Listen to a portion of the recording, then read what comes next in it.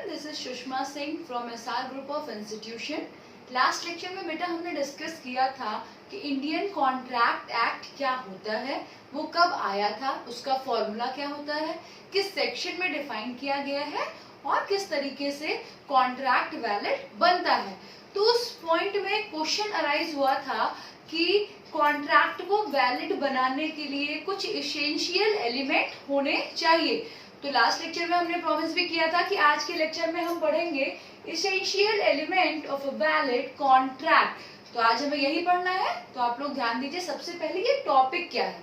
अगर हम किसी भी चीज के बारे में पढ़ते हैं तो ये जरूरी है समझना कि जिस टॉपिक के बारे में हम बात कर रहे हैं आखिरकार वो टॉपिक क्या है, ये जरूरी है। होता क्या है, मैक्सिमम टाइम क्वेश्चन हमसे एग्जाम में कुछ और पूछा जाता है और वो क्वेश्चन ना समझ करके आंसर हम कुछ और दे देते हैं। इसका रीजन सिर्फ एक होता है कि हमें टॉपिक क्लियर नहीं होता कि हमें क्या बताना है या हमसे क्या पूछा जा रहा है। तो इसीलिए मेरे सारे वीडियो में ये जरूर मैं मेंशन करूंगी कि उस टॉपिक में आखिरकार हमें डिस्कस क्या करना है और वो टॉपिक क्या है। तो सबसे पहले आप समझिए कि क्या पढ़ना है हमें। तो टॉपिक है आज का essential element of a valid contract. Essential का मीनिंग होता है जरूरी, एलिमेंट का मीनिंग होता है तत्व, वैलिड का मीनिंग होता है सही और कॉन्ट्रैक्ट का मतलब कॉन्ट्रैक्ट होता है। तो क्या समझ में आ रहा है इस टॉपिक से कि हम क्या पढ़ने जा रहे हैं। एक सही कॉन्ट्रैक्ट के लिए कौन कौन से जरूरी तत्व होने चाहिए। तो ये जो 10 एसेंशियल एलिमेंट लिखे हुए हैं, अगर ये किसी भी कॉन्ट्रैक्ट में नहीं होंगे तो वो कॉन्ट्रैक्ट कभी भी वैलिड नहीं हो सकता है। तो ऐसे ही 1 बाय 1 हम ये सारे पॉइंट डिस्कस करेंगे, आप लोग ध्यान से सुनिएगा। फर्स्ट पॉइंट है ऑफर एंड एक्सेप्टेंस। ऑफर का मतलब क्या होता है बच्चों, प्रपोजल देना, किसी को किसी भी चीज के लिए प्रस्ताव देना। और एक्सेप्टेंस का मतलब होता है उस प्रस्ताव को स्वीकार करना। तो आप ये समझो कि अगर कॉन्ट्रैक्ट की बात कर रहे हैं हम, तो कॉन्ट्रैक्ट किन में पॉसिबल है। मिनिमम 2 पार्टी होनी चाहिए जिनके बीच में आपस में कॉन्ट्रैक्ट होगा। एक पार्टी ऑफर देगी और दूसरी पार्टी उस ऑफर को एक्सेप्ट करेगी। जब तक ऑफरर ऑफर को नहीं बनाएगा तब तक ऑफरी उस ऑफर को एक्सेप्ट नहीं कर सकता। तो ये कंपल्सरी है किसके लिए, वैलिड कॉन्ट्रैक्ट के लिए, कि कॉन्ट्रैक्ट में ऑफर और एक्सेप्टेंस होने चाहिए। एक जरूरी बात और है, ये ऑफर और एक्सेप्टेंस हमेशा लॉफुल होने चाहिए। लॉफुल का क्या मतलब होता है कि कानूनी तौर पे सही होने चाहिए, लीगल होने चाहिए, ना कि इलीगल। अगर ये लॉफुल नहीं होगा ऑफर और एक्सेप्टेंस तो हमारा कॉन्ट्रैक्ट वैलिड कॉन्ट्रैक्ट नहीं होगा। ये था आपका first essential element. Second essential element क्या है, intention to create a legal relation. क्या मतलब है इस पॉइंट का कि जब भी हम किसी कॉन्ट्रैक्ट में एंटर करते हैं तो जो हमारा इंटेंशन है वो हमेशा ऐसा होना चाहिए कि पार्टीज के बीच में जो रिलेशन क्रिएट किया जाए वो लीगल हो, वो सही हो, कभी भी इलीगल ना हो। अगर रिलेशन लीगल क्रिएट किया जाएगा तभी हमारा कॉन्ट्रैक्ट वैलिड कॉन्ट्रैक्ट बनेगा। तो ये हमें ध्यान रखना है कि कॉन्ट्रैक्ट के पीछे का जो इंटेंशन है वो हमेशा लीगल होना चाहिए। थर्ड पॉइंट है लॉफुल कंसिडरेशन। ये जो वर्ड है कंसिडरेशन, लॉ की लैंग्वेज में कंसिडरेशन का मतलब होता है किसी भी चीज का वैल्यू या फिर उसका प्राइस। तो ये लॉफुल होना चाहिए। इसको कैसे समझेंगे हम, सपोज कि अगर हम किसी भी चीज का कॉन्ट्रैक्ट कर रहे हैं तो जो उस वस्तु की कीमत होनी चाहिए अगर वो वही कीमत रखी गई है तब तो कंसिडरेशन जो है वो लॉफुल माना जाएगा। लेकिन अगर उसकी वैल्यू बहुत कम या बहुत ज्यादा कर दी गई है या चेंज कर दी गई है तो वो वैल्यू लॉफुल नहीं होगी। कोई चीज मार्केट में 100 रुपए की मिलती थी और वही उसी मार्केट में जाकर के उसको हम 10,000 में बेचें तो क्या वो लॉफुल कंसिडरेशन होगा, वो लॉफुल कंसिडरेशन नहीं होगा। तो हमारा कॉन्ट्रैक्ट भी वैलिड नहीं होगा। तो एक सही कॉन्ट्रैक्ट के लिए बच्चों ये जरूरी है कि हमारा कंसिडरेशन हमेशा लॉफुल हो, यानी कि उसकी वैल्यू जो है वो हमेशा सही होनी चाहिए। फोर्थ पॉइंट बहुत इंपॉर्टेंट है, ध्यान से सुनिएगा। फोर्थ पॉइंट है कैपेसिटी ऑफ पार्टीज। नाम से समझ में आ रहा है, कैपेसिटी ऑफ पार्टीज। पार्टीज यानी जो पक्ष इन्वॉल्व हो रहे हैं, एंटर हो रहे हैं किसी कॉन्ट्रैक्ट में, और कैपेसिटी का मतलब क्या क्षमताएं होनी चाहिए।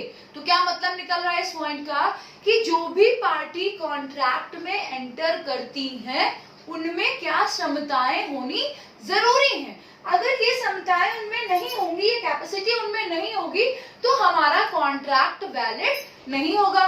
तो इसमें 3 पॉइंट है जो जरूरी होते हैं। फर्स्ट पॉइंट है मेजर। पहले तो आप ये टर्म समझ लीजिए, 2 टर्म होते हैं, एक होता है माइनर और एक होता है मेजर। हमारे इंडियन लॉ के अकॉर्डिंग जो माइनर है वो लोग होते हैं जिनकी एज 18 साल से कम होती है, यानी हमारे देश के कानून के हिसाब से वो बच्चे, वो लोग नाबालिग होते हैं। और मेजर वो लोग होते हैं जिनकी एज 18 साल से ज्यादा होती है, यानी वो सभी क्या होते हैं, बालिग होते हैं। तो एक कॉन्ट्रैक्ट में एंटर करने के लिए ये जरूरी है कि जो भी पार्टी इन्वॉल्व हो रही है वो पार्टी मेंबर्स क्या हो, मेजर हो, वो बालिग हो। ये जरूरी है, ये एसेंशियल है। सेकेंड पॉइंट है साउंड माइंड। साउंड माइंड का क्या लॉजिक है कि जो भी पार्टी एंटर कर रही है या जो भी पर्सन किसी कॉन्ट्रैक्ट में एंटर कर रहा है वो साउंड माइंड होना चाहिए। साउंड माइंड का मतलब होता है कि वो अपने दिमाग से सही होना चाहिए, उसे डिसीजन लेना आना चाहिए, सही गलत की पहचान आनी चाहिए, तभी वो किसी कॉन्ट्रैक्ट में एंटर कर सकता है। सपोज एक ऐसा इंसान है जिसको कोई मेंटल डिके है, यानी वो दिमाग से सही नहीं है, तो वो किसी कॉन्ट्रैक्ट में आ जाएगा, तो क्या उस कॉन्ट्रैक्ट के पीछे की जो भी रिस्पॉन्सिबिलिटीज होंगी वो उसको लेने लायक होगा? तो वो नहीं ले सकता रिस्पॉन्सिबिलिटी। इसीलिए जरूरी है एक वैलिड कॉन्ट्रैक्ट के लिए कि हर पार्टी कैसी हो, साउंड माइंड हो, अपने दिमाग से सही हो। थर्ड पॉइंट है क्वालिफाइड बाय लॉ। ये जरूरी है हमारे इंडिया में कि अगर आप कॉन्ट्रैक्ट में एंटर कर रहे हो तो वो कॉन्ट्रैक्ट वैलिड तभी माना जाएगा जब वो हमारे इंडिया के लॉ के अकॉर्डिंग सही है। जैसे हमारे इंडियन लॉ में ये है कि 18 साल से कम लोगों की शादी नहीं की जा सकती, तो ये इलीगल है। अगर आपने किसी नाबालिग की शादी कर दी तो वो इलीगल है, तो ये क्वालिफाइड नहीं है हमारे लॉ के उसमें अंडर में, तो फिर वो किस में जाएगा, डिस्क्वालिफाइड बाय लॉ में जाएगा। या फिर हमारे वहां लेबर चाइल्ड अलाउ नहीं है, आप किसी छोटे बच्चे से काम नहीं करा सकते हो। तो अगर कहीं पर भी ये देखा गया कि छोटे बच्चे से कोई काम करा रहा है तो वो क्या होगा, इलीगल हो जाएगा, यानी कि वो क्वालिफाइड बाय लॉ नहीं होगा, वो डिस्क्वालिफाइड बाय लॉ हो जाएगा। तो ये भी ध्यान देना है कैपेसिटी ऑफ पार्टी में, ये जरूरी पॉइंट है कि ये कैपेसिटी होनी चाहिए कि वो पार्टी जो है या वो जो चीजें कर रहे हैं वो क्वालिफाइड बाय लॉ होनी कंपल्सरी होती हैं। ये पॉइंट बहुत इंपॉर्टेंट है। फोर्थ पॉइंट जो है कैपेसिटी ऑफ पार्टी, ये अलग से भी क्वेश्चन कर लिया जाता है कि कैपेसिटी ऑफ पार्टी क्या होता है, उनमें कौन कौन सी कैपेसिटीज होनी चाहिए। तो इस पॉइंट को आपको अच्छे से पढ़ना होगा। 3 कैपेसिटी हैं जो जरूरी होती हैं। फर्स्ट मेजर यानी वो बालिग हो, सेकंड साउंड माइंड यानी वो दिमाग से सही हो, थर्ड क्वालिफाइड बाय लॉ, हमारे कानून के द्वारा वो किसी भी चीज से निरस्त ना किया गया हो। फिफ्थ एसेंशियल एलिमेंट है फ्री कंसेंट। तो सबसे पहले समझना होगा कि ये फ्री कंसेंट क्या होता है। तो इसको समझिएगा कि एक कॉन्ट्रैक्ट में जो भी पार्टीज इन्वॉल्व होती हैं, अगर उन सभी पार्टीज की रजामंदी होती है किसी भी चीज के लिए, तब तो वो सिचुएशन फ्री कंसेंट क्रिएट होती है। सपोज कि कोई बात है, 2 पार्टनर है, 2 पार्टनर्स के बीच में कॉन्ट्रैक्ट हुआ है, ठीक है। अब उस बिजनेस में, उस पार्टनरशिप में कोई डिसीजन लेना है, तो एक्स पार्टनर और वाई पार्टनर, 2 जो पार्टनर थे, वो दोनों अगर उस पॉइंट पे एग्री करेंगे तो वो डिसीजन फिर क्या होगा, सही माना जाएगा, यानी वो फ्री कंसेंट की सिचुएशन में किया गया होगा, दोनों पार्टीज की, दोनों पार्टनर्स की रजामंदी के साथ। लेकिन अगर एक पार्टनर उस बात को माने और दूसरा पार्टनर ना माने, तो एक पार्टनर दूसरे पार्टनर से जबरदस्ती करे उस बात को मनाने के लिए, तो वो फ्री कंसेंट नहीं होगा। मतलब वो कॉन्ट्रैक्ट फिर वैलिड कॉन्ट्रैक्ट नहीं बचेगा, वो कॉन्ट्रैक्ट सही कॉन्ट्रैक्ट नहीं बचेगा। तो ये होता है फ्री कंसेंट कि किसी भी चीज को सेम सेंस में समझना और फिर दोनों पार्टीज का अपनी मर्जी से एग्री होना ही फ्री कंसेंट कहलाता है। अब कुछ पॉइंट है फ्री कंसेंट के अंडर में, वो पॉइंट है कि अगर ये चीजें पाई गई किसी भी कॉन्ट्रैक्ट में पार्टीज के बीच में, तो उस सिचुएशन को हम फ्री कंसेंट नहीं मानेंगे और फ्री कंसेंट ना होने की वजह से वो कॉन्ट्रैक्ट वैलिड कॉन्ट्रैक्ट नहीं होगा। तो फर्स्ट पॉइंट क्या है इसमें? कोअर्शन। कोअर्शन का मीनिंग होता है बच्चों डराना या धमकाना। अब आप खुद सोच लो, अगर किसी को डरा धमका के हम कोई बात मनवा लें तो क्या वो फ्री कंसेंट हो सकता है? वो फ्री कंसेंट कभी नहीं होगा, क्योंकि इंसान अपने आप नहीं मान रहा है, आपने उसे डराया और धमकाया है बात को मनाने के लिए, तो ये फ्री कंसेंट नहीं होगा। क्योंकि फ्री कंसेंट नहीं होगा तो हमारा कॉन्ट्रैक्ट भी वैलिड नहीं होगा। सेकेंड पॉइंट है अंडर इन्फ्लुएंस। अंडर इन्फ्लुएंस का क्या मतलब होता है कि गलत तरह से चीजों को प्रभावित करना या गलत तरह से लोगों को प्रभावित करना। तो अगर हमने अपनी बात मनवाने के लिए किसी दूसरे इंसान को गलत तरह से इन्फ्लुएंस कर लिया है, प्रभावित कर लिया है, तो वो भी फ्री कंसेंट में नहीं आता है। थर्ड पॉइंट है फ्रॉड। फ्रॉड वर्ड से क्लियर है, धोखा देना। अगर हमने किसी को धोखा दिया है तो वो फ्री कंसेंट नहीं हो सकता। फोर्थ पॉइंट है मिसरिप्रेजेंटेशन। मिसरिप्रेजेंटेशन का मतलब क्या है? अगर हम चीजों को गलत तरह से रिप्रेजेंट करें, गलत तरह से प्रस्तुत करें, तो भी वो फ्री कंसेंट में नहीं आता है। नेक्स्ट पॉइंट है मिस्टेक। मिस्टेक का मतलब गलती। अगर बाय मिस्टेक हम किसी कॉन्ट्रैक्ट में एंटर कर गए हैं या बाय मिस्टेक हमसे कोई चीज गलत हो गई है या कुछ ऐसा हो गया है, तो वो भी फ्री कंसेंट में नहीं आता है, तब हमारा कॉन्ट्रैक्ट वैलिड नहीं हो पाएगा। तो ये जरूरी है वैलिड कॉन्ट्रैक्ट के लिए कि फ्री कंसेंट हो कॉन्ट्रैक्ट में, यानी पार्टीज के बीच में आपस में रजामंदी होनी चाहिए बिना किसी जोर जबरदस्ती के। नेक्स्ट पॉइंट है लॉफुल ऑब्जेक्ट। ये जो ऑब्जेक्ट वर्ड है, लॉ की लैंग्वेज में इसका मीनिंग होता है ऑब्जेक्टिव, उद्देश्य या फिर लक्ष्य। तो आप जिस भी चीज के लिए कॉन्ट्रैक्ट कर रहे हैं, जिस भी गोल के लिए, जिस भी ऑब्जेक्टिव के लिए आप कॉन्ट्रैक्ट कर रहे हैं, ये कंपल्सरी है कि आपका ऑब्जेक्टिव हमेशा लॉफुल हो। ऐसा कॉन्ट्रैक्ट आप नहीं कर सकते जिसका ऑब्जेक्टिव लॉफुल ना हो करके इलीगल हो। अगर आपका ऑब्जेक्टिव इलीगल होगा तो आपका कॉन्ट्रैक्ट कभी भी वैलिड नहीं हो सकता, यानी आपका कॉन्ट्रैक्ट कभी भी सही नहीं हो सकता। तो ये जरूरी है, ये इसेंशियल एलिमेंट है कि आपका ऑब्जेक्ट हमेशा कैसा हो? लॉफुल होना चाहिए। नेक्स्ट पॉइंट है writing and registration. Writing and registration का क्या मतलब है कि जो भी आप कॉन्ट्रैक्ट करते हो, जो भी दो पार्टीज के बीच में कॉन्ट्रैक्ट होता है, वो हमेशा रिटन फॉर्म में होना चाहिए और रजिस्टर्ड होना चाहिए। इससे क्या फायदा मिलता है? इससे ये फायदा होता है कि आपके पास उन चीजों का प्रूफ होता है। क्यों? क्योंकि वो चीजें आपके पास रिटन फॉर्म में है और रजिस्टर्ड फॉर्म में है। तो आगे कभी भी कोई प्रॉब्लम क्रिएट होने पे आप उन चीजों का यूज कर सकते हो। इसलिए ये इसेंशियल एलिमेंट बना वैलिड कॉन्ट्रैक्ट के लिए। नेक्स्ट पॉइंट है सर्टेनिटी।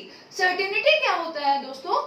कि अगर आप किसी भी चीज का कॉन्ट्रैक्ट करते हो लेकिन वो सर्टेन नहीं है, सर्टेन मीन्स वो निश्चित नहीं है कि आप किस चीज का कॉन्ट्रैक्ट कर रहे हो, तो कभी भी कॉन्ट्रैक्ट वैलिड नहीं हो सकता है। सपोज कि आप ऑयल बेच रहे हो लेकिन आप ये नहीं बता रहे हो कि कौन सा ऑयल बेच रहे हो। आप बालों में लगाने का ऑयल बेच रहे हो, या फिर आप सरसों का तेल बेच रहे हो, या फिर आप ऑलिव ऑयल बेच रहे हो, क्या बेच रहे हो? तो जब तक ये आप कैटेगरी को क्लियर नहीं करोगे कि क्या आप बेच रहे हो, तब तक सर्टिनिटी नहीं आएगी। तो सामने वाली पार्टी में ये डाउट ऑटोमेटिकली रहेगा, तो वो कॉन्ट्रैक्ट कभी भी वैलिड नहीं बन पाएगा। तो ये जरूरी है कि सर्टेन होनी चाहिए चीजें, यानी निश्चित होनी चाहिए। नेक्स्ट पॉइंट है possibility of performance. Possibility of performance नाम से समझ में आ रहा है कि आप वही परफॉर्म करा सकते हो किसी कॉन्ट्रैक्ट के अंदर जो कर पाना पॉसिबल हो, यानी जो कर पाना संभव हो। आप ऐसे किसी काम के लिए कॉन्ट्रैक्ट नहीं कर सकते जो कर पाना ह्यूमन बीइंग के लिए पॉसिबल ही ना हो। सपोज एक सिंपल सा एग्जांपल लेते हैं कि कोई बोले चांद तारे तोड़ लाइए, ये आपस में कॉन्ट्रैक्ट करे, तो क्या ये पॉसिबल है?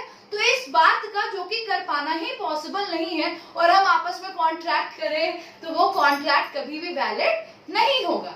नेक्स्ट एंड लास्ट पॉइंट है नेसेसरी लीगल फॉर्मेलिटीज, ये बहुत इंपॉर्टेंट पॉइंट है कि जब भी आप कोई भी कॉन्ट्रैक्ट करो तो उस कॉन्ट्रैक्ट से रिलेटेड जो भी नेसेसरी लीगल फॉर्मेलिटीज हैं, जो कि कानूनी तौर पे जरूरी होती है फॉर्मेलिटीज, वो फॉर्मेलिटीज आप जरूर पूरी करो। अगर वो पूरी नहीं होंगी तो आपका कॉन्ट्रैक्ट वैलिड नहीं कहा जाएगा। फॉर एग्जाम्पल कि आपने किसी से प्लॉट खरीदा लेकिन आपने पैसे दे दिए और उसकी रजिस्ट्री ना कराई हो अपने नाम, तो फिर क्या आप उसको कभी भी ब्लेम कर पाओगे अगर वो प्लॉट की रजिस्ट्री आपके नाम ना करे? आप कुछ नहीं कर पाओगे अगर वो आपको धोखा देगा। क्यों? क्योंकि आपने लीगल फॉर्मेलिटीज जो थी, जो नेसेसरी थी, उसको नहीं कराया। जब आपने प्लॉट खरीदा था आपको तभी चाहिए था कि आप उसकी रजिस्ट्री भी अपने नाम कर लो, उसको पैसे दो और उसकी रजिस्ट्री, प्लॉट की रजिस्ट्री अपने नाम करवाओ। अगर आपने रजिस्ट्री अपने नाम करा ली होती, इट मींस आपने नेसेसरी लीगल फॉर्मेलिटीज को पूरा कर लिया। लेकिन अगर आपसे ये गलती हो जाए और आप रजिस्ट्री ना करवाओ, ये समझ करके कि सामने वाला हमारा दोस्त है, वो धोखा नहीं देगा, हम बाद में करा लेंगे, अभी उसके पास टाइम नहीं है, अभी उसको पैसों की जरूरत है तो हम पैसे दे देते हैं, बाद में रजिस्ट्री हो जाएगी, इन सब सिचुएशंस में अगर आप जाओगे तो ये चांसेस बहुत होते हैं कि सामने वाली पार्टी आपको धोखा दे पाए, और उस धोखे में फिर आप कुछ कर भी नहीं सकते, आप केस फाइल भी नहीं कर सकते। रीजन यही है क्योंकि आपने नेसेसरी लीगल फॉर्मेलिटीज पे ध्यान नहीं दिया। तो ये 10 पॉइंट थे जो सही कॉन्ट्रैक्ट यानी जो वैलिड कॉन्ट्रैक्ट के लिए जरूरी होते हैं, इसेंशियल एलिमेंट होते हैं।